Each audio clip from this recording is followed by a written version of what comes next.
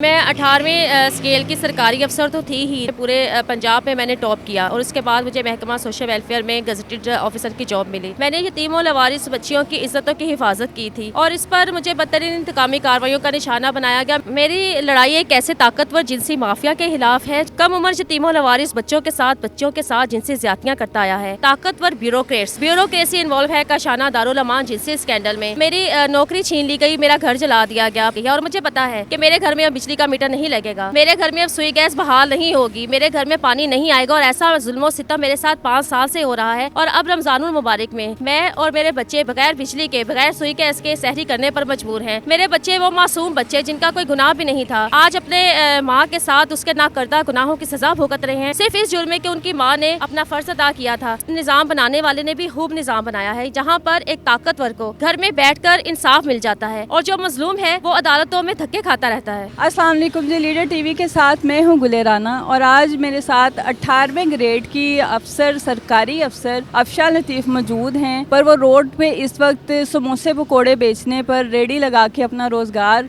कमाने में मजबूर हैं। उनसे पूछते हैं कि वो इन हालों में किस तरह पहुंची। अस्सलाम वालेकुम। वालेकुम अस्सलाम। मिस अफशा, आप यहाँ पे क्या कर रही हैं? आप एक ऑफिसर थी काशाना वेलफेयर की, अभी आप यहाँ क्या कर रही हैं?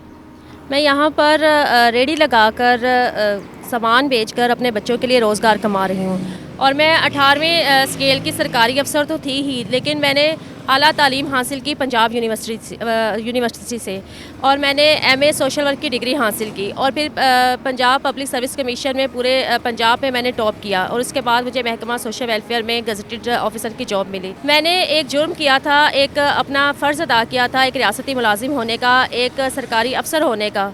मैंने यतीम और लवारिस बच्चियों की इज्जतों की हिफाजत की थी और इस पर मुझे बदतरीन इंतकामी कार्रवाइयों का निशाना बनाया गया। मेरा नहीं ख्याल कि इस केस में मुझे ज़्यादा डिटेल से बताने की ज़रूरत है। पूरी दुनिया जानती है, पूरा पाकिस्तान जानता है। पाकिस्तान से बाहर जो हमारे बहन भाई बैठे हैं वो 5 साल से देख रहे हैं कि एक औरत, नहत्ती औरत 5 साल से जद्दोजहद कर रही है। उनके लिए जो यतीम है, लवारिस है, जिनके लिए आवाज़ उठाने वाला कोई नहीं है। अभी तो जिस हुकूमत ने आपके साथ ज़्यादती की वो भी नहीं रही, अभी तो पंजाब हुकूमत नून लीग की है, तो उन्होंने आपकी फरियाद नहीं सुनी। मेरी लड़ाई एक ऐसे ताकतवर जिनसी माफिया के खिलाफ है जो साल हर साल से इन सरकारी यतीम खानों में, दारुल अमानों में बेसहारा, मजबूर, लाचार औरतों के साथ, कम उम्र यतीमों लवारिस बच्चों के साथ जिनसी ज्यादतियाँ करता आया है और मैं इस ताकतवर जिनसी माफिया के खिलाफ लड़ रही हूँ। ताकतवर ब्यूरोक्रेसी इन्वॉल्व है काशाना दारुल अमान जिनसी स्कैंडल में।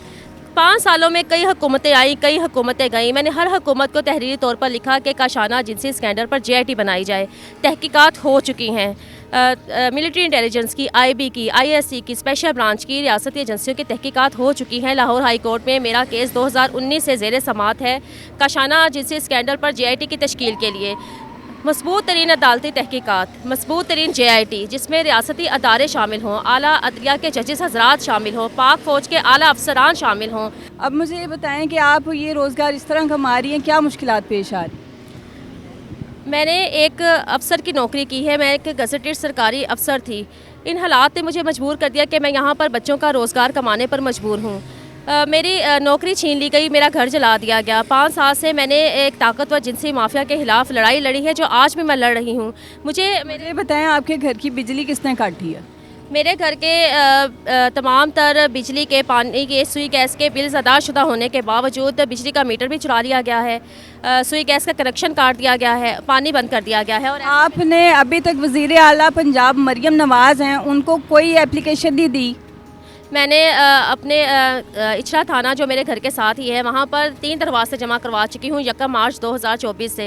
तीनों दरख्वास्तों को E-टैग नंबर लग चुके हैं, लेकिन आज तक ना तो मुजरमान गिरफ्तार हुए, ना ही मेरा बिजली का मीटर रिकवर करवाया गया है और ना ही कोई FIR दर्ज करवाई गई है। और मुझे पता है कि मेरे घर में अब बिजली का मीटर नहीं लगेगा, मेरे घर में अब सुई गैस बहाल नहीं होगी, मेरे घर में पानी नहीं आएगा और ऐसा जुल्म सितम मेरे साथ 5 साल से हो रहा है। 5 साल में मुतअद्दिद दफ़ा सोशल मीडिया पर मेरी अपडेट्स हैं कि मेरे घर में पानी बंद कर दिया जाता है, है सुई गैस बंद कर दिया जाता है, बिजली बंद कर दी जाती है। और अब रमज़ानुल मुबारक में मैं और मेरे बच्चे बगैर बिजली के, बगैर सुई गैस के सहरी करने पर मजबूर हैं।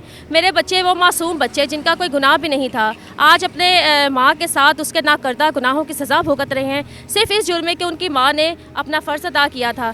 कई महीनों तक मेरी तनख्वाह गैर कानूनी तौर पर बंद करके मुझे गैर कानूनी तौर पर नौकरी से निकाल दिया गया। अब आप क्या चाहती हैं अफशा? आप उन बच्चियों को इंसाफ दिलाना चाहती हैं या आप अपने लिए चाहती हैं कि आपको नौकरी मिलनी चाहिए?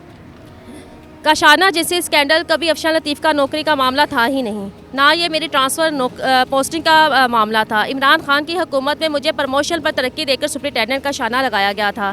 मेरे आवाज़ उठाने पर, बच्चों के साथ जिनसी ज़्यादतियों के इशू को रेज़ करने पर मुझे इंतकामी कार्रवाइयों का निशाना बनाया गया और नौकरी से निकाल दिया गया। इंसाफ किया जाए, मेरिट पर इंसाफ किया जाए। अदालत में मेरा केस 5 साल से ज़ेर समाअत है। वो केस जो अब chief justice Lahore high court Malik Shahzad Ahmad Khan की अदालत में दिसंबर 2019 को मैंने दायर किया था। मेरे केस में रोज़ाना की बुनियाद पर समाअत की जाए, JIT बनाई जाए, मुझे इंसाफ दिया जाए, उन यतीमों लवारिस बच्चों को इंसाफ दिया जाए। अगर एक औरत ने सिस्टम के ख़िलाफ़ आवाज़ उठाई है, अपना फ़र्ज़ अदा किया है, तो उसको यूँ तो निशाने इबरत ना बनाया जाए कि वो आज सड़कों पर यहाँ पर रोज़ी रोटी कमाने पर मजबूर है। मैं ऐसी तो नहीं थी, यहाँ पर आकर लोग मेरी मदद करना चाहते हैं, मुझे हैरात देना चाहते हैं, मैं ऐसी तो नहीं थी। मैं तो कमा कर खाने वाली बाइज़्ज़त अफसर थी, जिसके मातहत कई मुलाजमीन थे। आज मैं खुद मुलाजमों की तरह काम करने पर मजबूर हूँ।